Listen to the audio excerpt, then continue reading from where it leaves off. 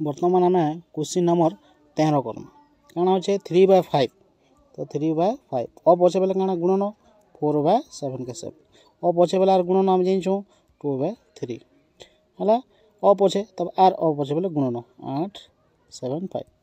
है एतकी कर दी ये हरण 5 वाला छाणी दी -5 जेनटा अच्छे 5 रो पावर -1 अच्छे पहला काटा छाटा करूँ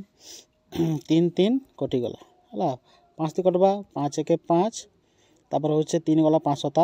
35 साढ़े 2 गला 5 5 25 तापर 7 कटवा 7 दूना 14 7 5 35 है तापर केते बचला लोग देख आमर गला 4 और 2 4 2 8 8 अच्छे और 25 तापर एटा हरण गोटे अच्छे आम जाइछो हरण हरण अच्छे बेले काना गुणन हो गले काना उल्टी जासी तलटा ऊपर ऊपरटा तल हो जासी तो तल 1 अच्छे आर ऊपर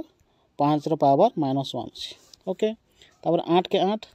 तापर 25 के 25 गुणन के गुणन किंतु इटा जदि हम उल्टामा हरटा लब लबटा हर हो जावा बेले काना से जेन पावर थिसी से पावरटा माइनस थिले प्लस हो जासी तार तो प्लस थिले माइनस हो जाबा तो 5 रो पावर -1 अच्छे सेटा ऊपर को पले जाबा तो +1 हेबा +1 बेले काना तार पावर 5 रो पावर 1 हेले 5 आसी और एकटा तलका आसला नहीं लिखले भी चलबा